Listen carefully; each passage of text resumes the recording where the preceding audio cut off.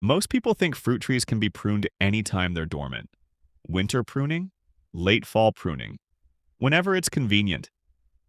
That assumption quietly ruins harvests, because there is one window that matters more than any other time of year, and that window is closing fast. It's the stretch between the last hard freeze and bud break. Bud break is when dormant buds start to swell and open. That's the moment the tree switches from storage mode to growth mode. Before that, energy is stored and flexible. After that, energy is committed. Once buds swell, the tree has already spent resources deciding where growth and fruit will happen, and pruning at that point doesn't help the tree. It wastes energy the tree already invested. Prune too early in winter and fresh cuts are exposed to cold damage. Prune after bud break and you're cutting off fruit before it ever forms. But prune in the sweet spot, late dormancy, and everything lines up. Stronger growth, better airflow, more sunlight penetration, higher fruit quality. Miss this window and there's no fixing it later.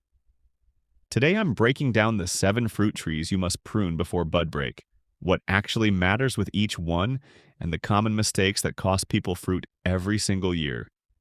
And we're starting with the tree that punishes late pruning harder than any other. Tree number 1. Apples. Apples fruit on spurs, short, stubby branches that can produce for many years. A healthy spur can keep producing for a decade or more. Those spurs are valuable and they're easy to destroy. If apple trees aren't pruned, the canopy closes. Airflow drops. Moisture lingers. Disease pressure builds quietly. If apples are pruned too late after buds swell, you're removing spurs that would have produced fruit this season. The real goal with apple pruning isn't making the tree smaller, it's light. If sunlight can't reach the inner branches, fruit quality suffers no matter how healthy the tree looks.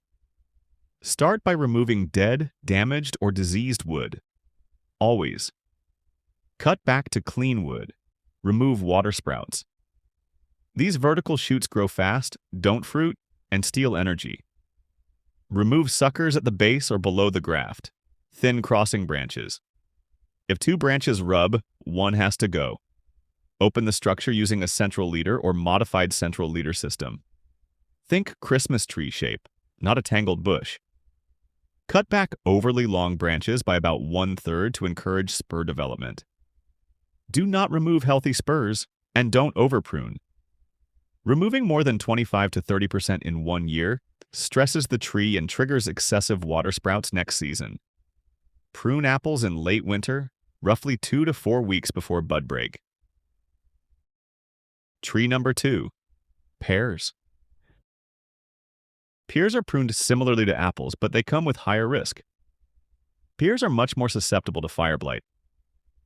Fire blight spreads through fresh cuts during warm, wet weather, and it can destroy large sections of a tree in a single season. That makes timing critical. Prune pears in late dormancy, after extreme cold has passed but before buds break. Remove dead, diseased, and damaged wood first. Remove water sprouts and suckers, thin crossing branches, and open the canopy. Pears grow upright by nature, so you'll need to remove vertical dominance more aggressively than with apples. If you see any signs of fire blight, sterilize tools between cuts using rubbing alcohol or a bleach solution. Do not prune pears during wet spring weather. Do not leave stubs. Make clean cuts back to a bud or branch junction. If fire blight is present, prune it out immediately, even if the timing isn't ideal. Disease management overrides perfect timing. Tree number 3. Peaches. Peaches are different. They fruit on last year's growth, not spurs. That means pruning isn't optional, it's mandatory. If peaches aren't pruned, they produce a lot of small, low-quality fruit on weak branches. Then they decline fast. Peaches should be trained into an open center or vase shape. No central leader. You want light hitting every branch. Remove dead, diseased, and damaged wood. Remove branches growing toward the center. Then remove 40 to 50% of last year's growth. That sounds extreme. It isn't. Peaches demand aggressive pruning to stay productive. Thin, crowded branches. Shorten long shoots by 1/3 to 1/2 to force lower branching. Do not skip pruning. Do not prune in fall or early winter. Peaches are especially vulnerable to cold injury on fresh cuts. Wait until late winter just before bud break. Tree number 4. Plums. Plums fall into two groups. European plums fruit on spurs. Japanese plums fruit on one-year-old wood. Pruning strategy changes slightly, but timing doesn't. European plums should be pruned lightly. Preserve spurs. Thin the canopy. Japanese plums need more aggressive pruning, similar to peaches. Remove about 1/3 of last year's growth to stimulate new fruiting wood. Both types should be pruned in late winter, right before bud break. Avoid wet conditions, sterilize tools, keep airflow high. Late pruning increases disease risk and sap loss. Tree number 5. Cherries. Cherries are sensitive, they heal slowly, they dislike large cuts, and they're prone to disease entering through wounds. Sweet cherries fruit on spurs and should be pruned lightly. Sour cherries fruit on one-year-old wood and can handle more aggressive pruning. Both types should be pruned in late winter just before bud break and only in dry weather. Remove dead wood, thin, crowded branches. Control height early. Do not prune cherries in wet conditions.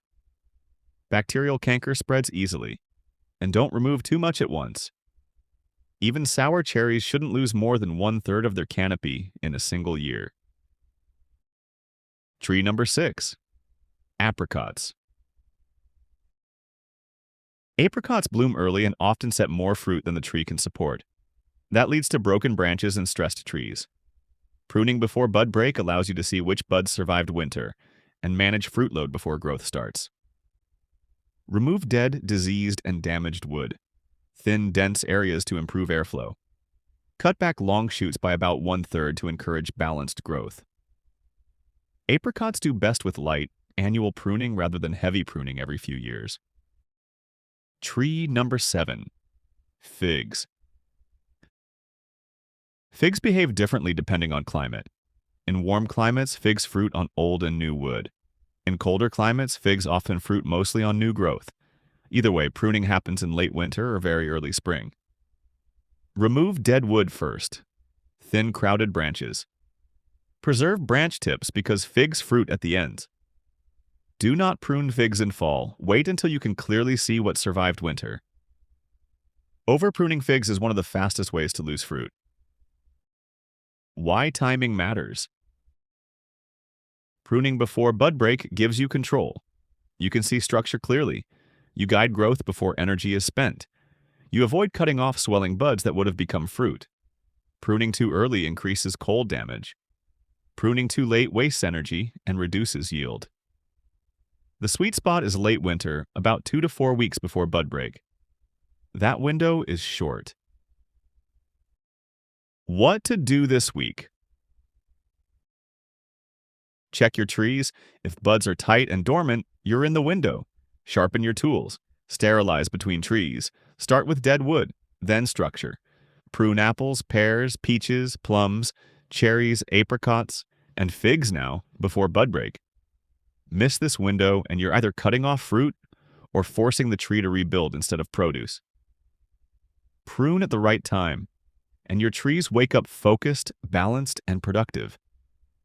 Stop waiting for perfect weather. Get out there and prune before bud break closes the window.